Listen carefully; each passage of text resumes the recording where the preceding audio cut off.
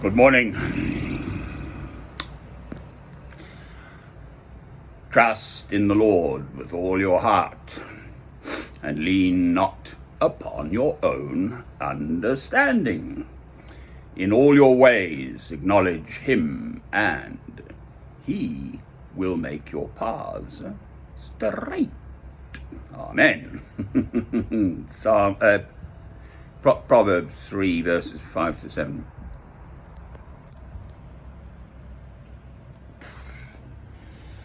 Boy, I've had a really good rest. Nature's medicine, eh? Wow.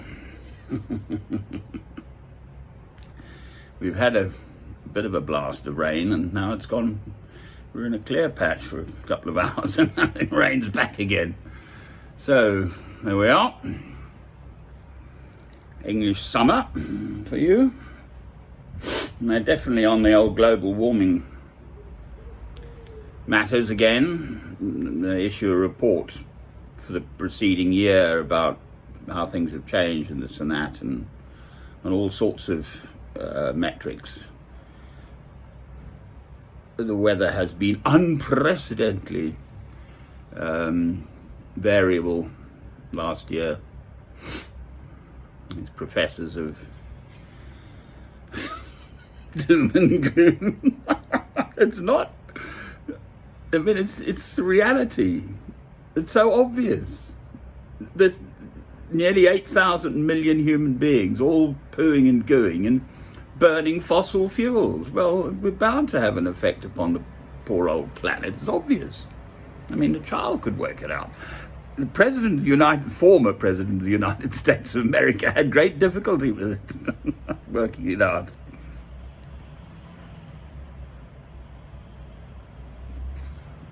And then greed comes in. So why should we cut our emissions and put in lots of extra kit to scrub the carbon dioxide out and so on? Therefore, up our unit price cost of manufacturing squidgets or whatever, motor cars actually.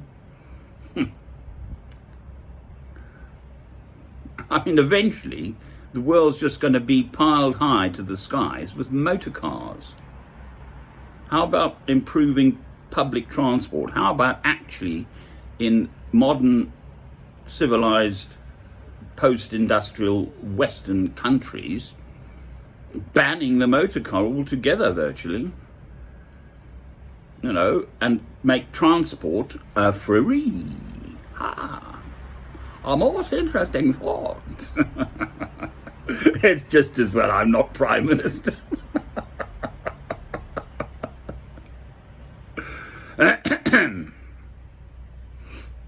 Or President. He's shaking a $3 trillion money tree. Improve infrastructure.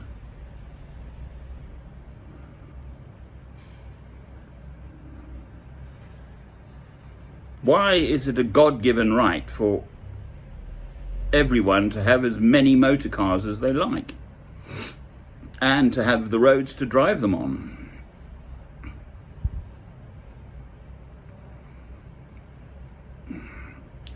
I mean, if one looks at a motor car, it requires enormous resources from nature.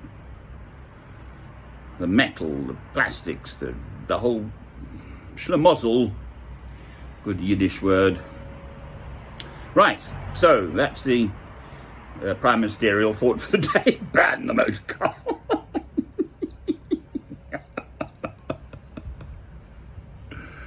Yes.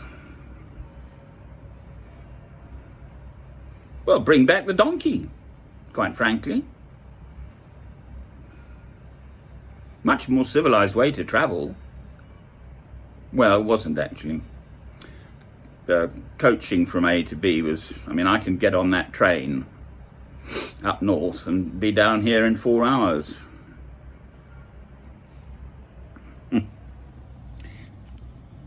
So, no, but that's public transport. That's part of the secret plan. We have much improved, and bus services make it free. If everyone could travel, most people don't want to just sit at home contemplating their navels. And the other one is to pay everyone the sort of basic minimum wage. And again, people don't want to just sit at home doing nothing. Most people are going to get up and about and do something if they've got sufficient funds for basic accommodation, etc., food, obviously, water. I mean, it is a serious economic proposal proposed by professors of economics. Because if everyone's got money, they spend it, don't they? And that keeps the old economy going, doesn't it? And I'm not an economist, but even I can understand that. It makes sense. It was explained to me by an Italian on a bus doing a PhD in economics in Perugia, in Umbria, in Italy. And I've since heard it mentioned from time to time. You can look it up, this basic minimum wage idea.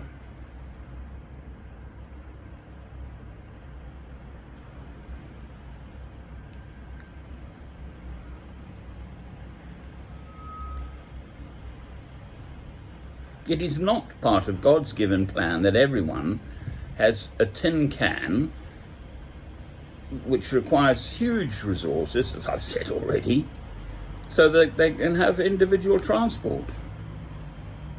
Personally, I positively prefer going on public transport because I meet people. The train is absolutely my favourite form of transport. You've got 4 hours ahead of you. You've got hopefully a table with a seat,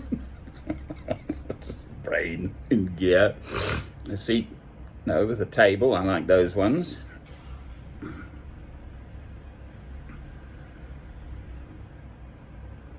I've got no desire to have a motor car now whatsoever, in spite of buying that little one for the little panda which got drowned.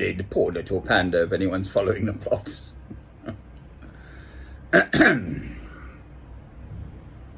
Yes, individual transport clearly has its place.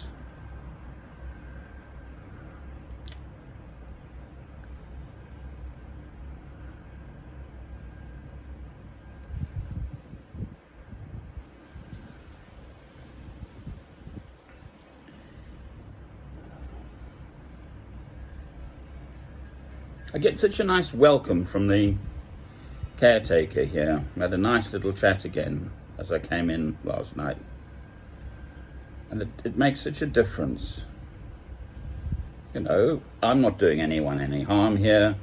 It's south facing, so unless the wind whistles in from the south, I'm dry. I've got sufficient kit around me now, because I broke bail to go to my own home to get my own kit. Ho, ho, ho.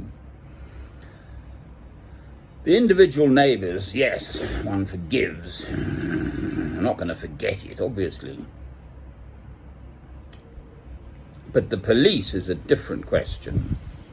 I really don't know what their game is.